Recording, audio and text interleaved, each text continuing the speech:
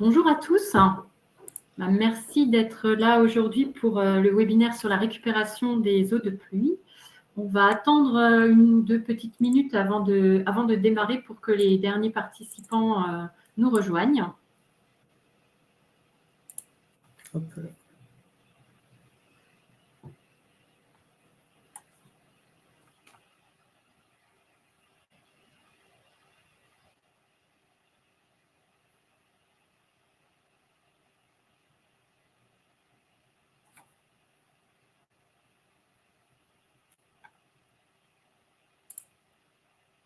Hop, voilà.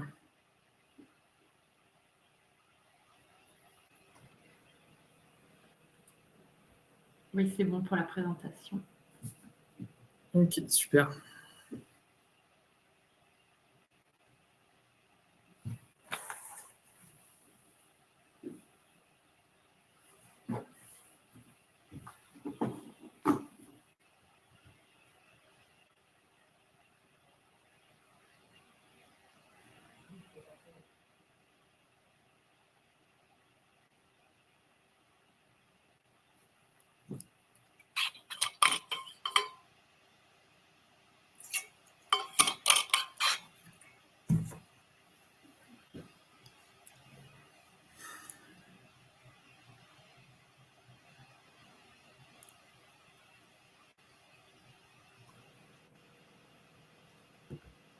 Bien, je vous propose qu'on démarre. Donc, bienvenue à tous. Donc, on va avoir une intervention sur la récupération et l'utilisation de l'eau de pluie. Donc, c'est mon collègue Louis Gonce qui va vous présenter des solutions techniques, également des solutions pour trouver des financements. Donc, ce webinaire est organisé avec le soutien de l'Agence de l'eau Rameuse, qu'on remercie. Et du coup, Louis, je te laisse la parole. Oui, bonjour à toutes et à tous. Merci d'être venus. Donc, comme l'a dit Sophie, on va parler de la récupération et de l'utilisation des eaux de pluie. Et comme elle l'a dit, moi, je suis référent technique eau à la Chambre des métiers et de l'artisanat Grand Est. Alors, on va s'intéresser justement dans un premier temps au petit cycle de l'eau, l'évolution du prix de l'eau, l'usage, la réglementation et le dimensionnement et dispositifs de récupérateurs d'eau de pluie. On va avoir des applications aussi un peu plus concrètes, que ce soit chez les fleuristes, les métiers du bâtiment et les garages. Et enfin, on va finir justement sur les aides et les accompagnements possibles. Alors, ce qu'il faut savoir, c'est que justement, l'eau potable, elle sera prélevée à 62% dans les nappes souterraines et à 38% pour les eaux superficielles. Donc, si on s'intéresse un peu justement à son cheminement, ce qu'on peut voir justement sur l'image de droite, elle va d'abord être captée, bon, ici c'est en rivière, hein, mais pour les nappes souterraines, c'est globalement le même principe. Ensuite, elle va être traitée en usine de traitement où elle va justement pour que l'eau soit potabilisée. Ensuite, elle va être stockée dans des châteaux d'eau et pouvoir être distribuée via les réseaux de distribution d'eau potable, que ce soit pour l'agriculture, pour les artisans ou même pour les particuliers et les entreprises. Une fois que cette eau a été utilisée sans être consommée, elle va rejoindre les réseaux de collecte des eaux usées, où elle va pouvoir être traitée en station d'épuration et rejetée au milieu naturel. Alors aussi, voilà, on est là aujourd'hui, et même de manière générale, hein, justement, pour l'objectif, c'est de limiter la pression sur la ressource en eau. Et pour cela, l'objectif, justement, ça va être de limiter son prélèvement, donc soit justement en réduisant sa consommation et en pouvant justement également utiliser l'eau de pluie. Alors l'eau de pluie, hein, c'est intéressant de l'utiliser justement, que ce soit pour diminuer l'impact qu'on peut avoir sur la ressource en eau, mais aussi ça a un coût économique, hein, parce que comme on peut le voir justement sur le graphique de l'évolution du prix de l'eau, on peut voir qu'en 2008, le prix de l'eau était de 3,31 euros par mètre cube, et qu'en 2024, il est de 4,23 euros par mètre cube, ce qui fait quand même une augmentation de 28% en 16 ans dans la région Grand Est. Et le prix de l'eau, hein, ce n'est pas uniquement le prix de l'eau potable, hein, qui représente 40% du prix, mais c'est également 40% qui provient de l'assainissement, lorsqu'on va justement traiter ces eaux avant de les rejeter, et 20% des redevances et des taxes. Donc ça peut varier, justement, c'est ce facteur-là qui peut varier hein, d'une région à l'autre ou d'une communauté de communes à l'autre, parce qu'en fonction des redevances et des taxes qui sont mis en place. Alors, comme je l'ai dit, hein, il y a un véritable avantage justement à utiliser l'eau de pluie. Donc, si on parle un peu chiffres, il faut savoir qu'en France, il y a environ 480 milliards de mètres cubes d'eau qui tombent en France chaque année. Et si on enlève un peu justement tout ce qui est évaporation, l'eau qui va servir justement à recharger les nappes et l'eau qui va servir justement pour les milieux naturels. On a encore 191 milliards de mètres cubes disponibles par an, ce qui fait environ 3200 mètres cubes par personne et par jour. Donc, ce qui montre justement qu'il y a un vrai intérêt, il y a une vraie place pour l'utilisation de l'eau de pluie. Ça permet également justement de réduire notre empreinte environnementale, réduire notre empreinte économique, comme je l'ai dit juste avant, et également pour les artisans, ça permet aussi d'avoir une meilleure image auprès des consommateurs qui sont de plus en plus sensibles justement au développement durable. Je voulais faire également un petit point, justement, que même si on utilise l'eau de pluie, c'est quand même important de garder en tête les bonnes pratiques et de ne pas surconsommer, même quand il s'agit d'eau de pluie. Alors, pour ce qui est des usages de l'eau de pluie, il en existe quand même plusieurs. On peut utiliser pour l'arrosage, que ce soit des fleurs ou même l'arrosage des produits de culture qui pourront être consommés avec l'utilisation d'eau de pluie. On peut utiliser aussi cette eau pour le nettoyage intérieur et extérieur des bâtiments, le nettoyage des véhicules, le lavage du linge et l'alimentation des chasses d'eau. Par contre, comme je l'ai écrit ici, pour les usages professionnels, il faut faire attention. On peut utiliser l'eau de pluie que si ça ne requiert pas un usage formel d'eau potable. Par exemple, pour tout ce qui est métier de bouche, c'est vrai qu'on va pouvoir utiliser l'eau de pluie, par exemple, pour le nettoyage extérieur ou pour l'arrosage, mais on ne va pas pouvoir utiliser l'eau de pluie pour le nettoyage intérieur du bâtiment. Alors, il existe également justement des réglementations sur l'eau de pluie. Il faut savoir qu'elle doit être collectée justement en aval de toitures inaccessibles et des toitures qui ne contiennent ni amiante ni plomb. Elle ne doit pas non plus être utilisée pour l'alimentation humaine ni pour le nettoyage alimentaire, au vu des risques sanitaires que cela peut engendrer. Et il faut qu'à tous les points de soutirage, que ce soit intérieur ou extérieur, les usages doivent être signalés pour que toute personne soit au courant que l'eau dans ces points de soutirage n'est pas potable. Et pour tout ce qui est justement utilisation, récupération et système d'eau de pluie, il y a quand même des critères techniques à respecter. On ne peut pas installer une cuve de récupération n'importe comment. Et pour ce qui est des robinets intérieurs, effectivement, c'est possible d'en mettre en place, mais ils doivent être identifiés et verrouillés avec un outil spécifique non attaché en permanence au robinet. Et évidemment aussi, comme je l'ai dit juste avant, un pictogramme d'eau non potable pour le point de soutirage et même les WC justement qui sont alimentés par l'eau de pluie. Et ce qu'il faut savoir, c'est que justement, c'est l'ARS qui a mis en place justement sur leur site justement un site qui permet justement de centraliser les réglementations liées justement à l'eau. Alors, pour les récupérations d'eau de pluie, c'est aussi important de bien choisir le dimensionnement de son récupérateur. Donc, en fonction des besoins, par exemple des besoins en eau que peut avoir l'activité, et surtout aussi l'utilisation, donc par exemple la fréquence d'utilisation qu'on va en avoir de cette eau de pluie.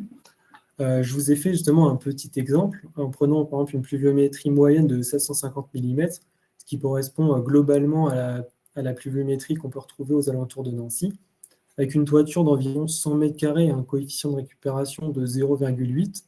Alors, le coefficient de récupération, il prend en compte le matériau de toiture et la pente de toiture, mais pour des toitures, on va dire standard, donc on va être souvent un coefficient de récupération autour de 0,8-0,9, ce qui nous fait une quantité d'eau récupérée, si on fait le calcul rapidement, de 60 m³ d'eau de pluie par an, ce qui peut correspondre très bien pour l'utilisation de pas mal de secteurs d'activité. 60 m³, ça peut être largement suffisant. Alors, comme je l'ai dit, un bon dimensionnement, c'est quand même un équilibre entre le volume qui est récupérable et les besoins réels, parce que lorsqu'on va surdimensionner notre cuve de récupération,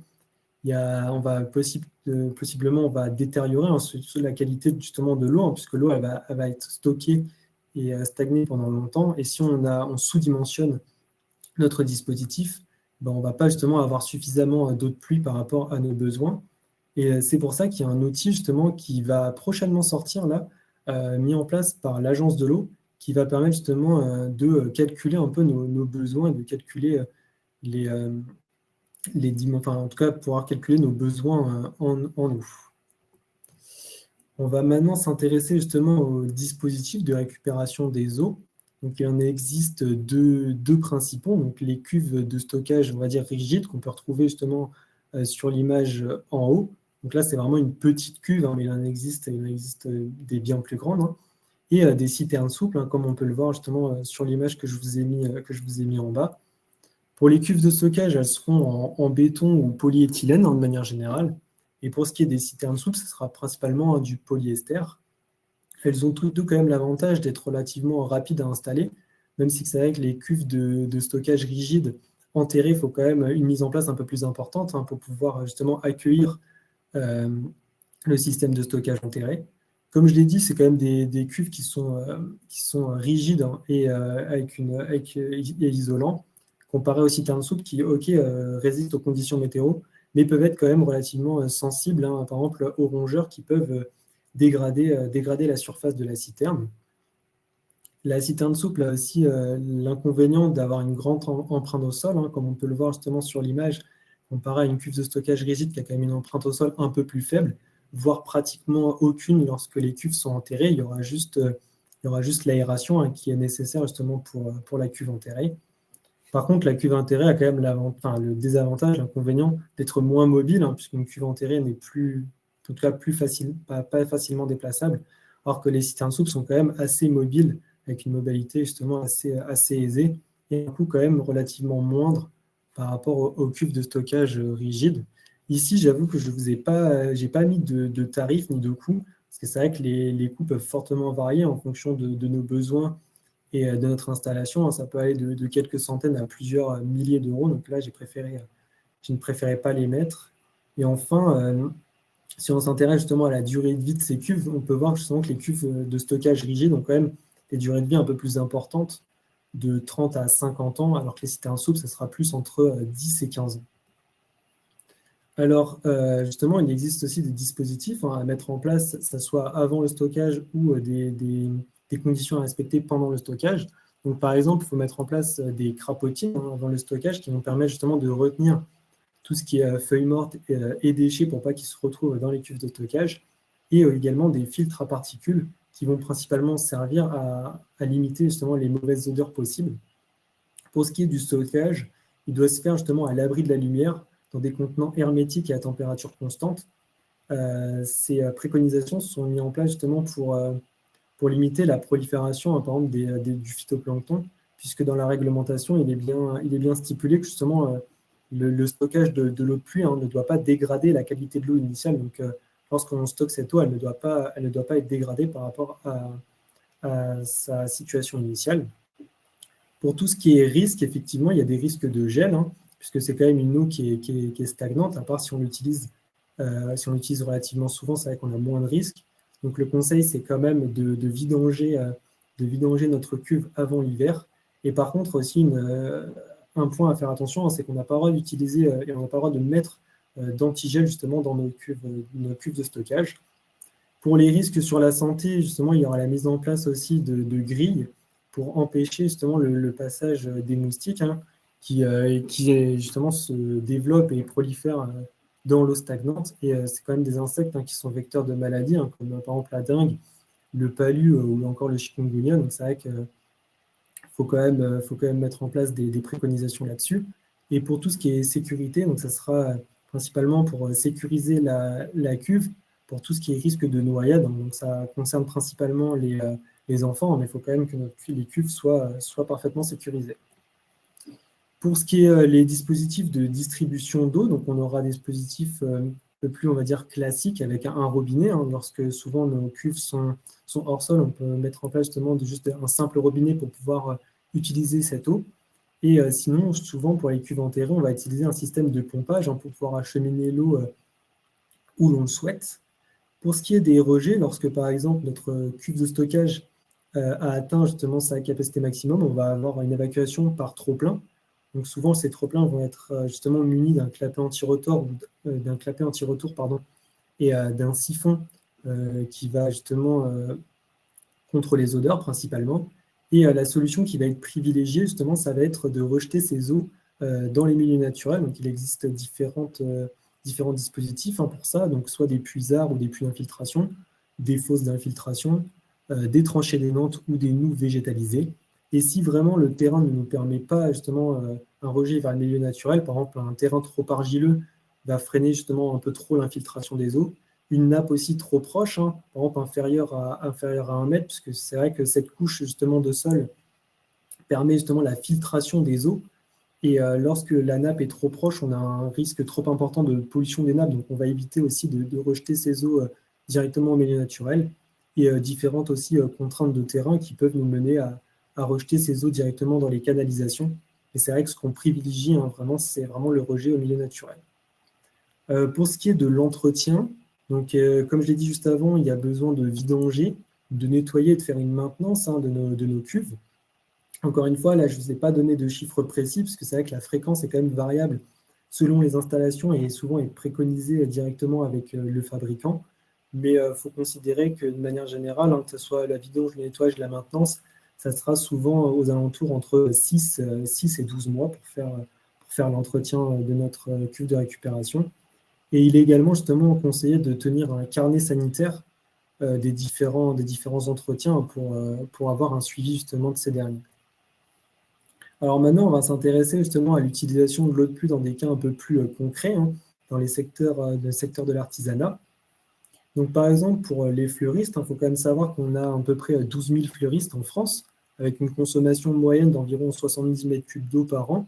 Donc par exemple, si on reprend un peu l'exemple que j'ai donné tout à l'heure de 60 mètres cubes, on peut quand même se rendre compte que ça peut pratiquement justement combler la consommation entière pratiquement d'un fleuriste, qui permet quand même une économie non négligeable. Et l'eau de pluie, hein, c'est aussi intéressant par rapport à l'eau du robinet sur d'autres caractéristiques. Par exemple, c'est une eau qui est quand même plus douce par rapport à l'eau du robinet, qui est quand même une eau assez dure, parce que l'eau de pluie, quand même, a un pH légèrement acide, ce qui va favoriser justement l'absorption et favoriser la disponibilité des nutriments. Elle va prévenir aussi le dépôt minéraux qui peuvent être nocifs pour les sols et les feuilles et préserver également la vie microbienne, hein, contrairement à l'eau du robinet qui est quand même plus chargée en chlore et plus calcaire, ce qui n'est pas forcément le mieux pour la plupart des plantes. Et également, le gros problème de l'eau du robinet, c'est qu'elle va directement consommer de l'eau potable. Alors, pour les métiers du bâtiment, ça, c'est assez variable, encore une fois, hein, en fonction des projets. Pardon. Par exemple, des petits et moyens projets, on va être à quelques centaines, voire quelques milliers de litres par jour. Et c'est vrai que pour les grands projets, hein, par exemple, la mise en place d'immeubles ou de centres commerciaux, on sera plus sur des plusieurs milliers de litres par jour. Donc là, ça va être peut-être plus compliqué d'utiliser de l'eau de pluie, mais ce n'est pas impossible, hein. Parce que, par exemple, on peut utiliser l'eau de pluie pour la préparation du béton, pour le nettoyage du site, pour le compactage des sols, les besoins sanitaires, ou même encore la réduction de la poussière. Et j'ai même vu le témoignage justement d'un artisan du bâtiment. Directement, j'ai vu ça justement sur Internet, qui avait mis en place une cuve de récupération d'eau de pluie fixe directement dans son entreprise. Et il utilisait justement des cuves mobiles qu'il transportait sur les chantiers, surtout par exemple sur des chantiers où c'était justement l'accès à l'eau n'était pas forcément très facile.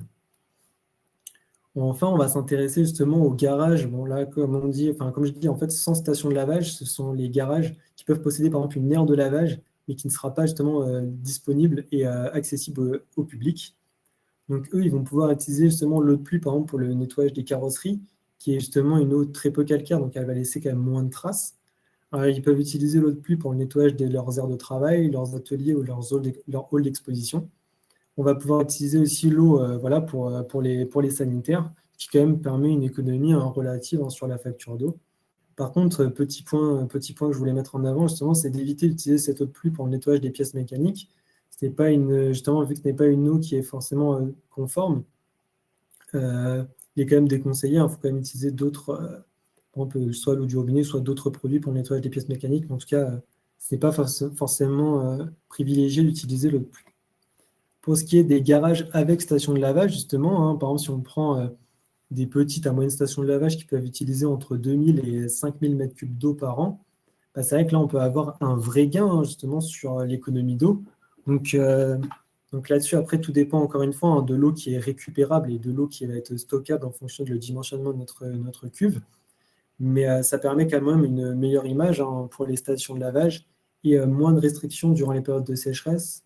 Alors encore une fois, ici, je vais être un peu plus nuancé, hein, puisque c'est vrai que certaines études ont quand même montré que malheureusement, durant les périodes de sécheresse, si on fermait les stations de lavage, ce n'est pas pour autant que les personnes n'allaient pas nettoyer leur voiture, ils allaient le faire chez eux, ce qui allait consommer plus d'eau que si finalement ils l'avaient fait en station de lavage. Et après, on peut mettre en place aussi hein, des systèmes de recyclage des eaux. Donc, il y a quand même des obligations techniques et réglementaires à suivre, mais si on met un système de recyclage des eaux avec, justement, et si on couple ça avec l'utilisation de l'eau de pluie, on peut quand même réduire significativement notre empreinte environnementale et économique. Alors maintenant, on va s'intéresser justement aux aides financières qui peuvent être justement apportées pour mettre en place ce genre de dispositif. Donc, il faut savoir qu'il y a des communes et des collectivités qui peuvent subventionner justement les récupérateurs d'eau de pluie et également justement l'agence de l'eau rameuse qui peut financer jusqu'à 60% des investissements, mais sous certaines conditions pour les entreprises artisanales. Donc, par exemple, le seuil d'instruction minimum d'aide est de 1 000 euros. Le gain aussi sur la facture d'eau doit être significatif et la réduction justement de la consommation d'eau doit être significatif. Les aides aussi sont en fonction justement des gains sur la ressource en eau. Et le dimensionnement de la cuve, justement, doit être approprié aux usages et aux besoins de l'activité. Et encore une fois, si l'usage de l'eau de pluie dans ce secteur d'activité est autorisé par les réglementations en vigueur. Il est également aussi privilégié de déraccorder notre surverse justement de stockage d'eau de pluie au réseau. Encore une fois, si c'est vraiment pas possible, elle sera raccordée via les canalisations, mais ce qu'on privilégie, c'est vraiment de rejeter ces eaux directement au milieu naturel. Alors là, je vous ai mis justement les quelques contacts, si vous voulez justement avoir des renseignements, un peu plus de détails justement sur ces aides financières liées à l'agence de l'eau, en fonction de votre département. Pour ce qui est de la temporalité des dossiers, justement, je vous ai fait un rapide briefing là-dessus. Donc, l'objectif, ça va être de prendre contact avec justement une personne de l'agence de l'eau. L'objectif, ça va être de déposer notre dossier de demande et s'il est accepté, justement, il y aura un versement des acomptes et la solde à la fin des travaux. Enfin, je vais faire juste un petit point justement sur la Chambre des métiers et de l'artisanat. Il faut savoir qu'on a quand même des conseillers environnement qui sont présents un peu partout sur le territoire. Et donc, si vous avez des questions, que ce soit des questions liées justement à la ressource en eau ou même des questions par exemple sur l'énergie ou l'économie circulaire, n'hésitez pas à les contacter. Ils seraient ravis de pouvoir justement répondre à vos questions. Voilà, j'en ai fini. Merci de votre attention. J'espère que j'ai été suffisamment clair. Et si vous avez des questions, justement, n'hésitez pas à les poser.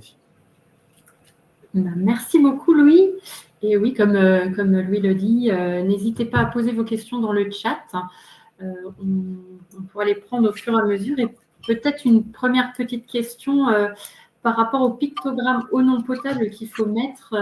Apparemment, si l'installation utilise de l'eau de pluie, est-ce que c'est un pictogramme qu'il faut mettre par exemple, si c'est un établissement qui reçoit du public dans chaque toilette qui va utiliser de l'eau de pluie, est-ce qu'il y a une réglementation par rapport à ça?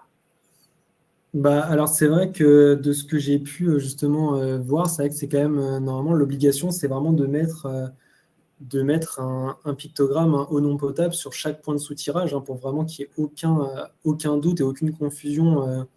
Donc, même si on est justement en entreprise ou même dans le cadre privé, c'est quand même l'obligation, en tout cas, c'est de mettre justement un pictogramme eau non potable pour vraiment qu'il n'y ait aucune confusion là-dessus. Même pour le grand public? Enfin, même pour les habitations individuelles? Alors, c'est vrai que pour les habitations individuelles, peut-être que ce n'est pas forcément obligatoire. C'est vrai que là, je ne saurais pas dire, mais en tout cas, je pense que c'est quand même fortement conseillé. Encore une fois, c'est vrai que ne faut pas qu'il y ait de confusion, parce qu'encore une fois, l'eau, même si elle est pré-traitée, en tout cas, elle ne sera pas conforme de manière réglementaire. Ce ne sera pas de l'eau, en tout cas, considérée comme vraiment potable. D'accord. Et une petite question aussi par rapport à la fréquence du nettoyage. Donc, ça dépend des installations, mais qu'est-ce qui va définir cette fréquence? Est-ce que c'est par rapport à la qualité de l'eau ou plutôt par rapport à l'endroit où la cuve est installée? Et est-ce qu'il existe des capteurs pour vérifier en fait à quel moment il faut nettoyer? Alors justement, j'avais mis aussi en annexe un petit tableau justement qui vient directement du ministère de l'Aménagement du Territoire et de la Transition écologique et qui résume un peu justement la périodicité soit de surveillance, soit d'entretien des différents éléments du système. Et c'est vrai que comme on peut le voir, il y a beaucoup aussi qui soit doivent être vérifiés, donc le bon état général, donc comme ils le disent, c'est souvent tous les 6 à 12 mois, Et des fois, voilà, c'est par exemple pour la périodicité de l'entretien, ça sera par exemple lorsque c'est nécessaire ou selon les préconisations du fabricant, encore une fois, hein. C'est vrai qu'en fonction, je pense que pour tout ce qui est assurance, etc., donc je pense qu'il faut quand même des préconisations qui sont faites auprès des fabricants directement. Ok, merci. Et alors là, on a vu la possibilité de récupérer l'eau de pluie, mais il y a d'autres solutions pour réduire sa consommation. Est-ce que tu en as en tête? Bah, c'est vrai qu'après, si on part vraiment, ouais, si on sort un peu du cadre de l'utilisation d'eau de pluie, après, c'est vrai qu'il existe quand même des pratiques, hein, à mettre en place, hein, pour réduire sa consommation d'eau de pluie. Donc, par exemple, la mise en place des chasses d'eau double flux, hein, qui permettent quand même une économie d'eau quand même relativement importante, hein, à hauteur souvent de 50%. Après, on peut mettre en place aussi des mitigeurs et des mousseurs sur nos robinets, qui permet également, hein, quand même souvent en moyenne une réduction d'eau, de consommation d'eau entre 30 et 60%. Après, bon, bah, c'est tout ce qui est réparation et suivi, hein, de localisation, hein. Si par exemple on a des fuites, etc., c'est vrai que ça peut vite, les fuites peuvent vite, hein, augmenter justement notre consommation d'eau. Donc l'objectif, c'est de les repérer, pardon, et les réparer assez rapidement. Et, bah, globalement, hein, ne pas laisser couler l'eau et puis essayer d'avoir un usage, on va dire, plus réfléchi, quoi. Merci. Alors, n'hésitez pas, il nous reste 2-3 minutes, hein. Si vous avez encore une question, vous pouvez l'indiquer. Et sinon, comme lui vous l'a précisé, en fait, on a des conseillers qui sont partout sur le territoire, qui vont pouvoir vous guider, vous orienter par rapport aux meilleures solutions. Et puis, et puis vous aider aussi pour identifier des financements par rapport aux solutions que vous auriez identifiées. Bien, s'il n'y a pas de questions, je vous propose de conclure. Et puis, je vous souhaite à tous un très bon après-midi. Merci beaucoup, Louis. Ouais, merci à vous. Ouais, merci beaucoup. Bonne journée.